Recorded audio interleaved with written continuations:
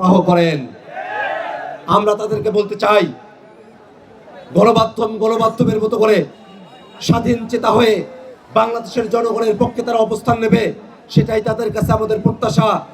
আওয়ামী লীগের প্রোপাগান্ডা সেলের মতো করে কোন নিউজ মিডিয়া যদি ফাংশন করতে চায়, বাংলাদেশের জনগণ তাদেরকে গ্রহণ করবে না। ভাইরা আমার, এই বাংলাদেশে জুলাই সনদকে বাস্তবায়ন করার জন্য আমরা বাংলাদেশের মানুষেরা মুখিয়ে আছি। বিএনপি সরকারের কাছে আমরা আহ্বান জানাবো, কোনো ধরনের ছলছুতরি না করে, ঘোড়ার মতো জল ঘোলা না করে অবিলম্বে যারা সংসদ সদস্য হয়েছেন, বিএনপির তরফে যারা সংসদ সদস্য হয়েছেন, তারা সংবিধান সংস্কার পরিষদের সদস্য হিসেবে শপথ গ্রহণ করবেন। এটাই তাদের কাছে আমাদের প্রত্যাশা।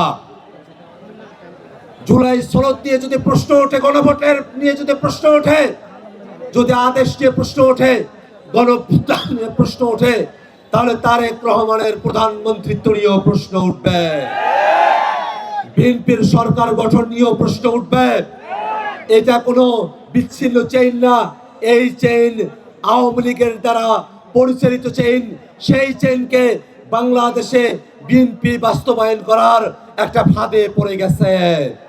অতএব ভাইরা আমার, যারা বিএনপি করেন, বিএনপির সাংসদ আছেন, বিএনপি থেকে প্রধানমন্ত্রী হয়েছেন, তারা যদি ভাবেন শুধু গণভোট হাইকোর্টে গিয়ে প্রশ্নবিদ্ধ হবে, জুলাই সনদ গিয়ে প্রশ্নবিদ্ধ হবে, শুধুমাত্র গণভোটের আদেশ গিয়ে প্রশ্নবিদ্ধ হবে, শুধুমাত্র জুলাই সনদের আগের যে বাংলাদেশ 24-এর অভ্যুত্থানকে প্রশ্নবিদ্ধ হবে, সেটা আপনাদেরকে একটা চেইনের মধ্যে রাখবে না।